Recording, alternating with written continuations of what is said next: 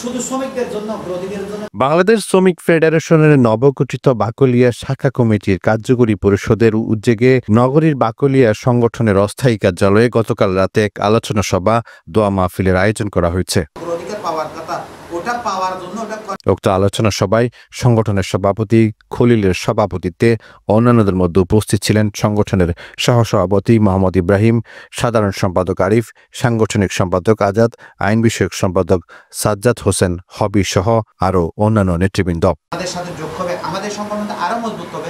আলোচনা সভায় সংগঠনের বিভিন্ন নেতৃবৃন্দ শ্রমিকদের স্বার্থে বিভিন্ন নতুন উদ্যোগের কথা প্রতিদিনের কাগজকে জানান।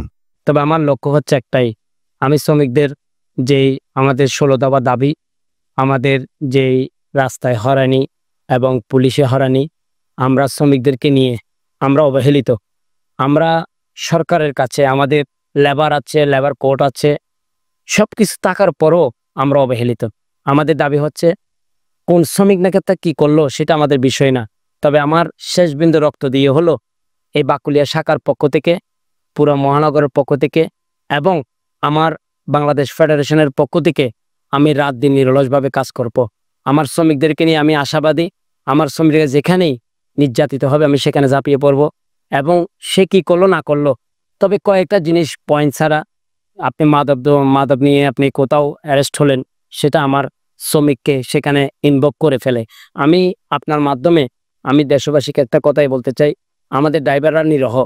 আমরা যখন শ্রমিকরা নিরহ পড়ি, আমাদেরকে আপনি একটা মাল বহন করতে দিলেন, আমরা চেক করার কোনো অধিকার লাগে না।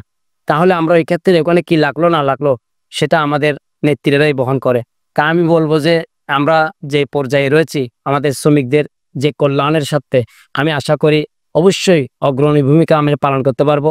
আমি বাকলিয়া থেকে বলতে চাই, বাংলাদেশের যতগুলা শ্রমিক ফেডারেশন শ্রমিক কাজ করে, একজন শ্রমিক হিসেবে আপনি একজন নেতা, এমন একজন নেতাকে যাবেন যে নেতা আপনার শ্রমিকের অগ্রাধিকার নিয়ে আমাদের বাংলাদেশ সরকারের কাছে কথা বলে, যাতে বাংলাদেশ সরকার একজন নাগরিক হিসেবে, একজন শ্রমিক হিসেবে আমার জন্য একটা প্রাণ বরাদ্দ বা সুবিধা দেওয়া আছে সরকারি আইনে। কিন্তু এটা তো আমরা সঠিক পথে যেতে পারছি না, বিধায় আমরা পারছি না। সংগঠনের মাধ্যম হচ্ছে সংগঠনের সভাপতি, সাধারণ সম্পাদক। তাহলে এখান থেকে লেভেলে লেভেলে উড়ে গিয়ে আমরা একেবারে সচিবালয় পর্যন্ত আমার খবরটা যখন যাবে, তাহলে আমি তো একজন অবহেলিত শ্রমিক, আমি তো একজন নির্যাতিত শ্রমিক। ওই কথাটা যখন ওই পর্যায়ে যাবে, তাহলে এরা গুরুত্ব দিয়ে দেখবে ওই শ্রমিকটা কে, ওই শ্রমিক কেন আবেদন করছে, কেন এই কথাগুলো বলছে। শ্রমিকের প্রতি আমার একটাই চাওয়া, শুধু আমি সবসময় চাইবো শ্রমিকের সুখ দুঃখে থাকার জন্য এবং সবাইকে এক করে চলার জন্য, একই যাতে আমরা সবাই একই সুতো গাঁথায় থাকি। আমার সবসময় এটা মেসেজ থাকবে যে শ্রমিকরা ভালো মন্দ সব আমি দেখবো। আর একটা জিনিস আমি সবসময় শ্রমিকদের দেখবো যে শ্রমিকরা যাতে কোনো কিছুতে মনে কোনো কিছু না আনে, সংগঠন যেভাবে সবাই একখাতভাবে করতেছে, সবাই একমত থাকে মতো, ওইটাই দেখবো।